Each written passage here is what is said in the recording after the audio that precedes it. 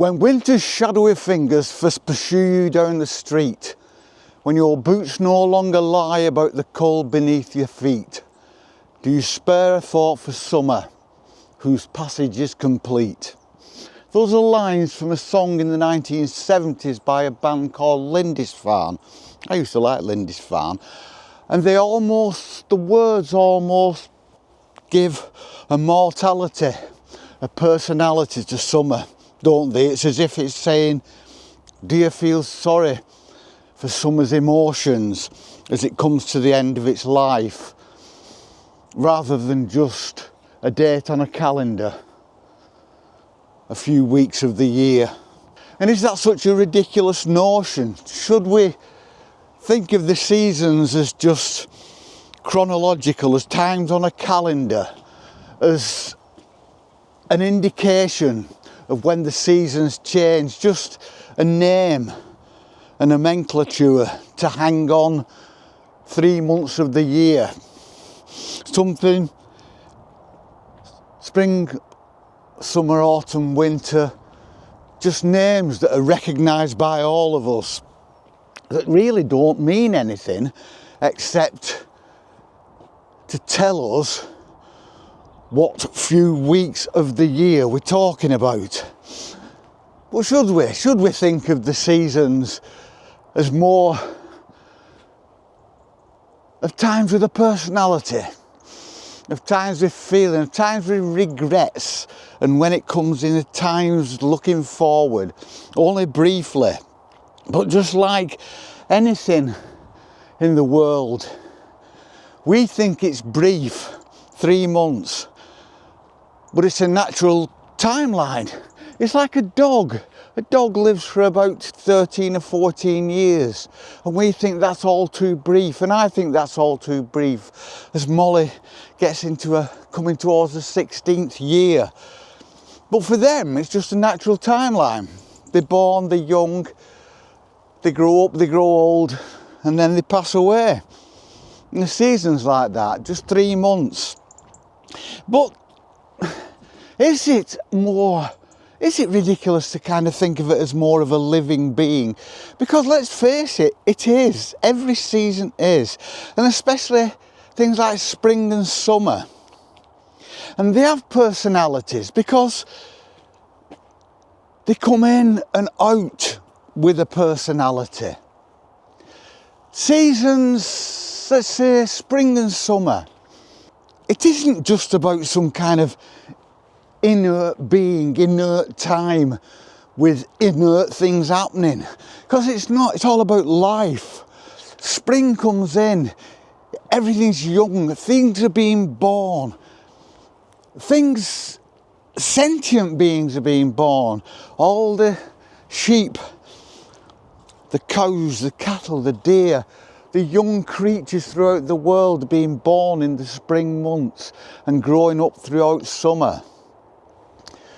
The leaves on the trees, they start off as buds, and they're living, and then they grow up and they're living, and they grow old and they're living, and then they die and they're dead, never to come back again.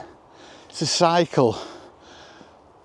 There was a leaf when I was 2 years old, and it started off as a tiny little bud, and then it grew and it flourished and it photosynthesized, and then at the end of the year, as it went into autumn, it slowly died, slowly, on its time scale. It died slowly and then it disappeared, never to come back. Just like us humans. We are born, we live, we die, we never come back. And then very, very quickly we disappear into history. We are forgotten about. We are no more. Some of us, for good or ill, are remembered in text and in history. And we're taught about in schools. The good people and the bad people. The rest of us mediocre people who just go about our business, we're born, we live, we grow up, we get old, we die, we're forgotten. And I think the seasons are like that. So we just think of them as the day, but there's a lot of creatures that only live a season. So when we talk about spring, summer, autumn, winter, when we talk about the seasons coming in and the seasons going out, we're also talking about things being born, things living their normal, natural lives, and then dying, never to come back. And they live like, we might think of them insects, mayflies, whatever. We think of them as insignificant little things. Well, they're not. They're just as significant as we are. They're all part of the whole. They all contribute to whatever's going on in the world. Any species that are lost means that the circle of life doesn't work quite as well as it did. And so the seasons coming in and out are all about living and dying, aren't they? So if we're compassionate, then should we feel sorry for the seasons coming in and out? Because we're actually feeling sorry for life coming in and out, for animals living and dying, for plants living and dying. And seasons also seem to have a personality, don't they? Spring and summer coming gently.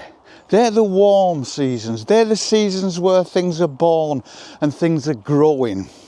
The buds come on the trees and they're green, they're bright green, they're full of hope and life. They're a colour associated with birth and life and vibrancy. Then summer comes in and it's warm and it's still and it's non-threatening, and it comes in slowly and gently. Then autumn comes in, and it comes in a little bit disruptive, doesn't it? And it seems to come in quicker. The seasons change. We notice, the temperature's gone down, it's raining more, the wind's blowing more. We look up at the trees and we see the changing colour of the leaves, and they're not going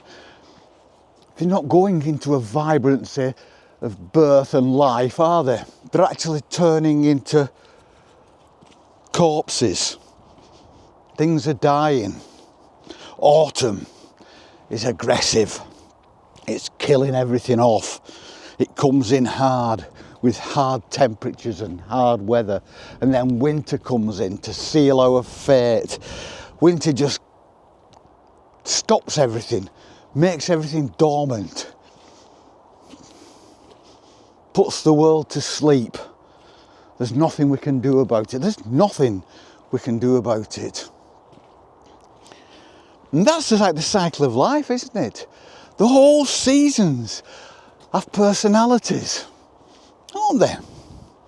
So I'm quite happy to assign a personality to each season. Just makes it all a bit more something about it, doesn't it? Rather than just think, oh, what day? And somebody says, oh, it's winter. And somebody says, no, it's not, because winter starts on such and such a day. I don't think so. I think winter starts when winter decides to start, when its personality tells it to start.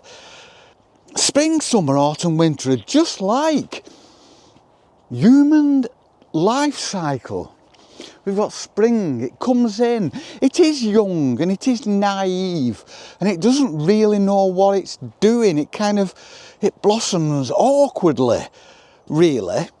The colours are vibrant and joyful and jumping about. The birds are singing away. Everything's young and carefree, and it doesn't really mind what it does. It's just rejoicing in being born, and being here, and being around. And then summer comes in. And summer's like that.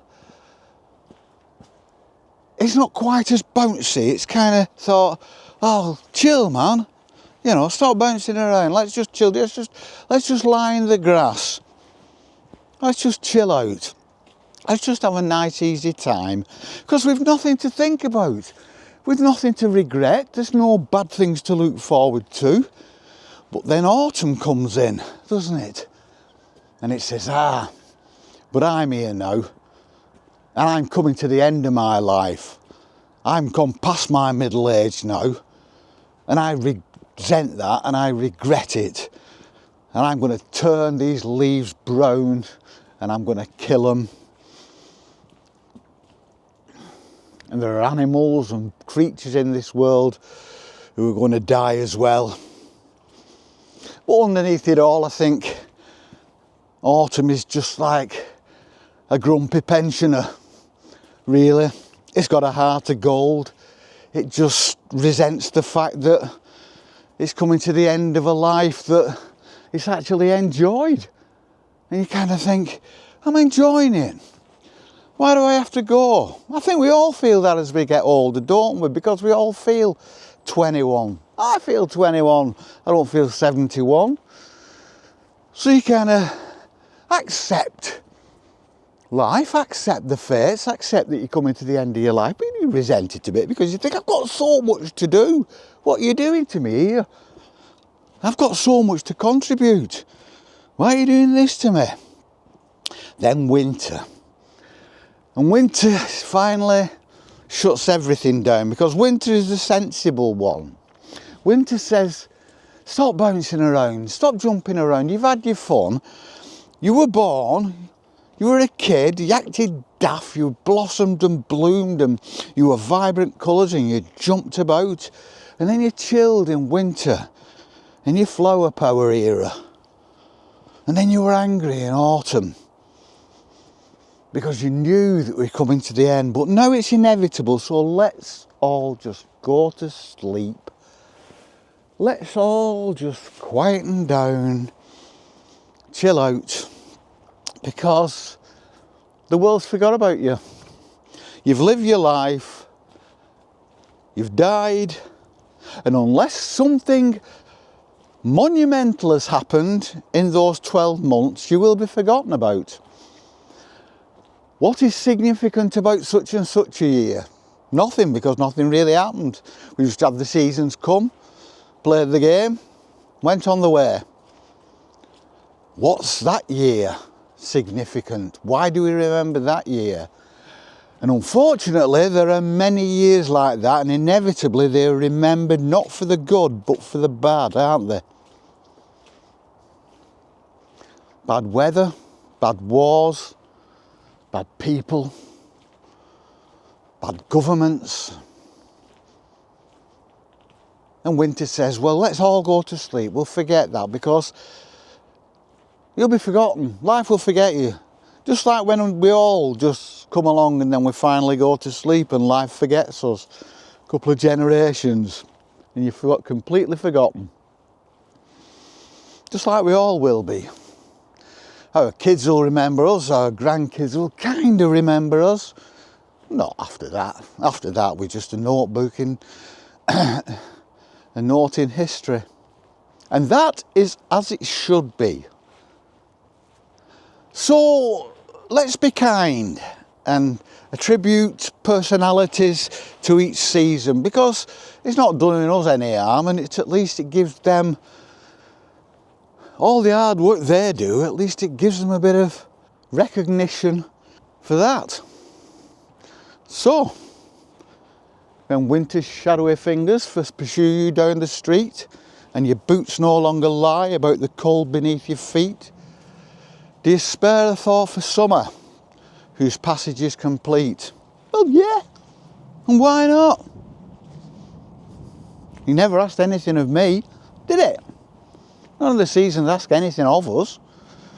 They come here, do loads of work for us, for our benefit, for our pleasure, for our interest, and then they go and never ask for anything.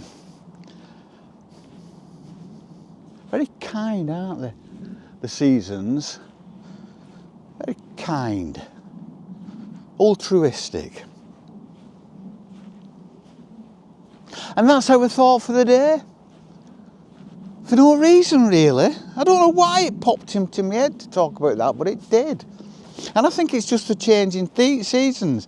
I think it's just this, we're now heading headlong towards Christmas. And I just thought about how it all goes and just cycles round, doesn't it?